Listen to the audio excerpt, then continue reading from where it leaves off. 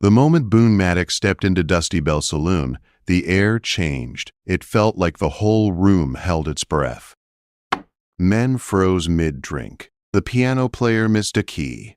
And June Delane, the barefoot waitress who learned long ago how to disappear while standing in front of people, felt her heart stop for one long second. Her bare feet swept across the dirty floorboards. Years of splinters had toughened her heels, but even tough skin could bleed. She carried a tray of whiskey glasses with practiced silence. Nobody ever noticed her. Nobody ever cared to. That was her way of surviving. But Boon noticed her. Their eyes met across the crowded room, and it felt like two broken worlds recognizing each other. June had been in this saloon since she was 17. By 22, she had stopped counting days. She lived by simple rules. Serve drinks. Endure the hands that grabbed her waist. Keep her head down.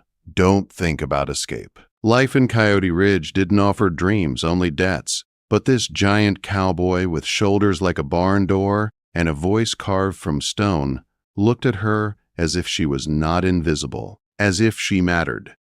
Boon Maddox hadn't spoken to a woman in 3 years, not since he returned from the war with nightmares and a fortune in cattle. Iron Bluff Ranch sat on the richest land in the county, 6,000 acres of open space, a house big enough for a family.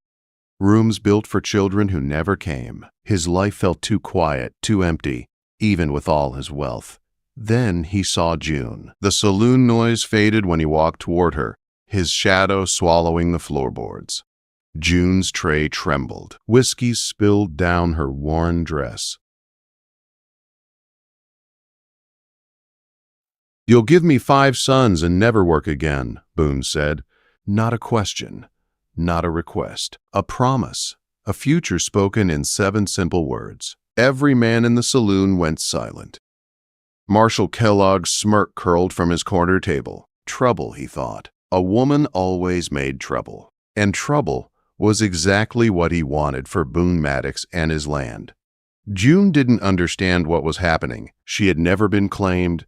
She had never been protected. She only knew survival. She could not remember the last time someone looked at her without wanting something. But Boon wasn't looking with desire. He was looking with certainty, determination, a quiet promise that startled her more than any rough hand from the saloon ever had. Harker, the saloon owner, pushed his way forward with a greedy smile. "She's not for sale," he said, "at least not without paying her debts." In one smooth motion, Boon dropped a leather pouch of gold onto the counter. The sound rang across the saloon like a shot. "Her debt is paid," he said, "including whatever new amount you plan to invent." Harker's smile vanished. Kellogg's hand twitched toward his gun, but before he could draw, 2 of Boone's ranchmen entered, standing like stone pillars at the door. No one dared move. A miner in the corner spat. "What's Maddox want with used goods?" he muttered. June heard it. She always heard it. Every cruel word, every reminder of what she was to them. Her throat tightened. She didn't know if this cowboy was rescuing her or trapping her in some new prison. She only knew one thing.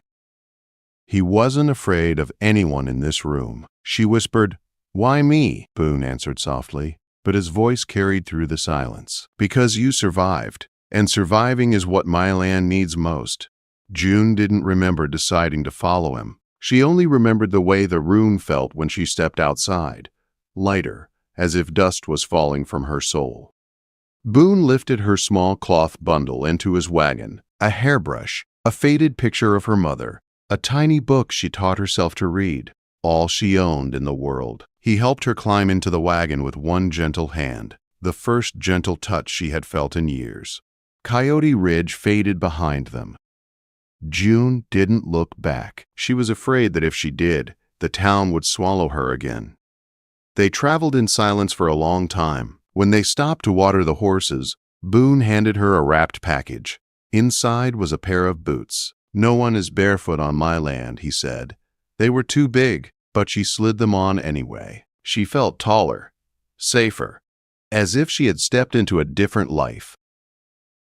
Iron Bluff Ranch rose out of the golden grass like something out of a dream. A wide house with big windows, strong fences, clean water, cattle grazing in the distance. This was a world she had never imagined for herself. A man with sun-worn skin came out of the barn and nodded at Boone. "Everything's ready, boss." June stood stiffly, afraid to move, afraid this was all another trick.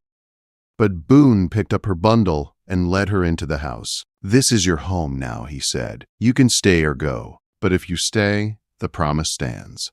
5 sons, and you will never work again unless it's for yourself." June stepped into the room he had prepared for her. A real bed, a quilt in sunrise colors, a dresser with a mirror, curtains she could close, a room that belonged only to her. She touched the bed carefully. When it didn't disappear, tears filled her eyes. For the first time since she was a child, she slept safely. And for the first time in his life, so did Boon Maddox. June woke the next morning to sunlight filling the room, warm and gentle on her face. For a moment she didn't remember where she was. Then she sat up and saw the quilt, the curtains, the wooden dresser, and her heart tightened with something she did not yet know how to name: safety. Downstairs, she found Boone sitting at a long table big enough for a family of 12. Only 2 places were set. At the stove stood Mrs. Fletcher, a gray-haired woman who smelled of flour and soap, turning bacon in a cast-iron pan. "This is Mrs. Fletcher," Boone said. "She comes 3 days a week." June stared at the plates. Eggs, bacon, warm biscuits, even preserves. It was more food than she usually saw in 2 days of saloon work. She ate slowly at first, waiting for someone to take it away. When no one did, she ate until her stomach ached. Boone watched her quietly, not judging, not rushing, just watching like a man learning something important. After breakfast, he showed her the house, the library filled with books she didn't know how to read, the parlor where a piano sat untouched, his mother's piano, the hallway lined with rooms waiting for children. June walked with her hands clasped, afraid to brush against anything. Each drawer she opened, each door she peeked through, made her heart race. The world she came from punished curiosity. This house welcomed it. That afternoon, a wagon arrived carrying packages, dresses in soft colors, undergarments, nightgowns, all in her size. "Mrs. Fletcher arranged it," Boone said. "Said you'd need proper clothes." June didn't answer. Her throat felt too tight. Days became weeks. June slowly learned how to breathe in a world where no one shouted at her, where footsteps didn't mean danger, where she could walk a hallway without shrinking. She began trusting the silence. Each morning she ate breakfast with Boone. He didn't talk much, but his eyes always found her. When he rode out to work the ranch, she watched him disappear across the fields, a giant shaped by land and loneliness. June filled her days with simple things she had never been allowed before: rearranging drawers, washing her hair with warm water, sitting on the porch with a cup of tea and watching the wind move through tall grass. Sometimes she still jumped at sudden sounds. Sometimes memories grabbed her like cold hands. But the fear faded a little more each day. A month passed before she returned to town. Mrs. Fletcher took her to the small general store near the ranch. The owner's wife called her Mrs. Maddox without hesitation. June almost corrected her, then swallowed the words. For the first time in her life, people stepped aside when she walked past. But when they visited Coyote Ridge proper, the whispers began. "Saloon trash," one woman murmured loudly. June kept her eyes straight ahead, but the familiar sting returned like old bruises. She didn't cry. She just pulled her new boots tighter around her feet. Marshal Kellogg intercepted them. His vest stretched across his belly, his badge pinned crooked. His eyes crawled over her like something rotten. "Tell Maddox I'll be coming by soon," he said. "Got questions about borders." June climbed back into the wagon with shaking hands. Mrs. Fletcher squeezed her shoulder. "He won't hurt you here," she whispered. "Not anymore." But that night, Boone and Hank spoke on the porch in voices tight with worry. Harker filed a complaint, Hank said. Claims June stole from the saloon. June gasped from the shadows of the doorway. She owned nothing worth stealing. They're using it as an excuse, Boone growled. Kellogg wants the Northland. Harker wants revenge. Sunday morning proved him right. Kellogg arrived with 3 deputies. Dust clouds rose behind their horses as they rode up to Iron Bluff. June watched through the window, her heart pounding like it wanted out of her chest. Boone stepped out onto the porch, wide as a barn door, calm as a still lake. "What do you want?" he asked. "Search warrant," Kellogg said, waving a paper. "Stand aside." "You step inside without my permission," Boone said. "You better be ready to die on my land. No shouting, no threat. Just calm truth." The air turned sharp as a blade. Kellogg knew Boone meant it. "You made trouble for yourself," Kellogg spat. "That girl's nothing but a problem." But they retreated. They always retreated from a man like Boon Maddox. June found him still standing on the porch long after the dust settled. She gathered her courage and asked, "Why did you defend me? You barely know me." Boone looked at the horizon for a long moment before answering. "Knowing you isn't the point," he said. "You're mine to protect. That's enough." His words didn't trap her. They steadied her, anchored her. For the first time in her life, she felt like someone saw her as more than what men wanted from her. Days passed. Summer heat rolled over Iron Bluff, and June's body softened with good food and rest. Her cheeks glowed again. Her steps grew lighter. Sometimes she caught Boone looking at her with something she couldn't quite name. One evening at dinner, she reached for his hand. His fingers closed around hers, strong and gentle at the same time. Neither spoke, but something shifted. That night, a thunderstorm shook the house. June had always feared storms. She found Boone standing in the dark parlor, watching lightning paint the sky. She stepped close. He put his arm around her for the first time. By the next month, Boone's quiet gaze felt different, and June found herself looking back. Their first kiss came slow and sure, like something that had been waiting for years. Winter arrived early. June felt changes in her body before she dared to speak them. One night by the fire, she took a breath. "I'm carrying your child," she said, "your first son." Boone froze. Then he knelt and lowered his forehead to her still flat stomach, so gentle it broke her heart open. The next morning, hammers echoed across the ranch. June went to the porch and saw Boone building a new room. "A nursery," he said. "It should face the sunrise." June touched her belly and whispered a promise to the child inside. A promise of safety. A promise of love. But danger was coming. And Iron Bluff would soon become a battleground for the family she never thought she would have.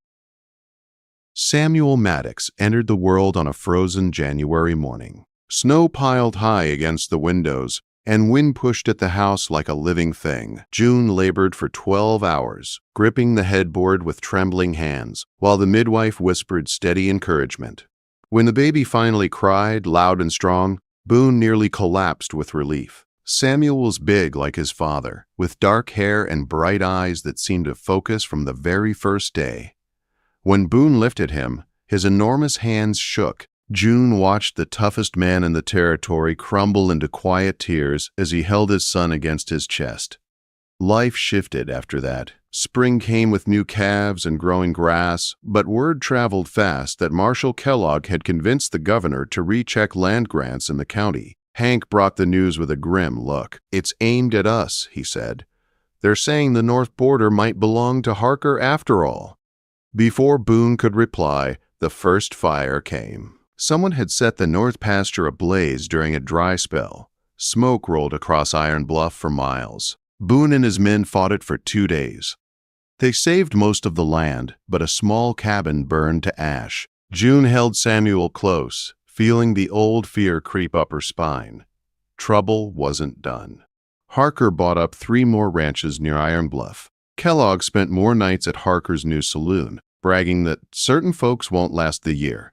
Their meaning was clear. June was pregnant again when the first bullet shattered the kitchen window. She dropped to the floor, shielding Samuel with her body as glass rained down. Boon sprinted inside, lifted both of them, and checked every corner of the house before speaking.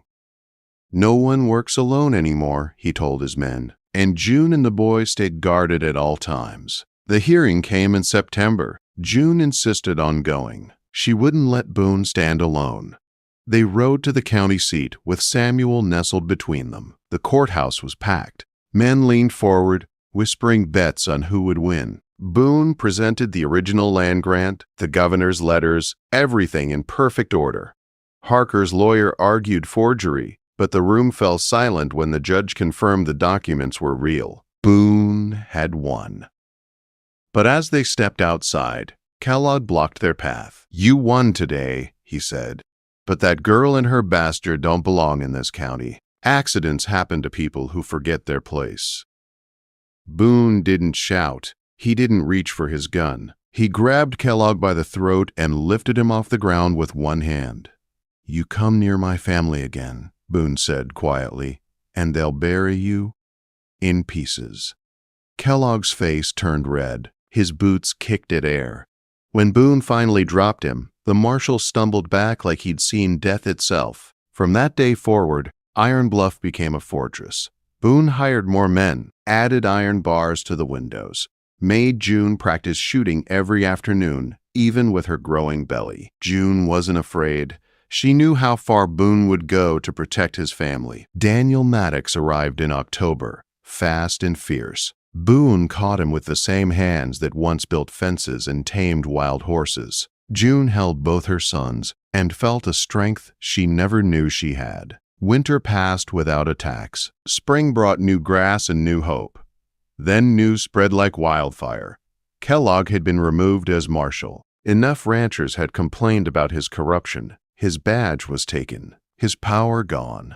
When June carried their third son, Matthew, the ranch grew again. Iron Bluff expanded to 10,000 acres. Harker's empire collapsed under fraud charges, and Boon bought his foreclosed lands at auction. A victory so complete the whole county talked about it. June changed with the land. The barefoot girl who once poured whiskey now sat in church with her sons beside her, wearing boots finer than any lady in town. Travelers whispered stories about her aim with a rifle, her sharp business sense, and her calm strength beside her giant husband. Their fourth son, James, grew up chasing calves between the barns. Their fifth son, Joseph, was born 10 years to the day after Boon walked into Dusty Bell. The entire county celebrated, sending gifts and congratulations. Even the territorial governor wrote a letter. Coyote Ridge changed too. The saloon was rebuilt into a general store. Streets widened. New families arrived. Many forgot who June used to be. But she remembered. I wonder why. Every time she rocked a baby to sleep, every time she watched Boon walk the fields at dusk, every time she stood on the porch of the home he gave her. On their 20th anniversary, Boon handed her a small wooden box. Beside it were the first pair of boots he'd ever given her. "You kept these?" June whispered. "To remember," Boon said. How it started. Behind them, their sons' voices echoed across the land. Strong young men who would one day run Iron Bluff. A legacy built not just on acres and cattle, but on a promise spoken in a dusty saloon. A promise Boon Maddox kept every day of his life. June closed the box gently and leaned into him, her heart full. She never walked barefoot again.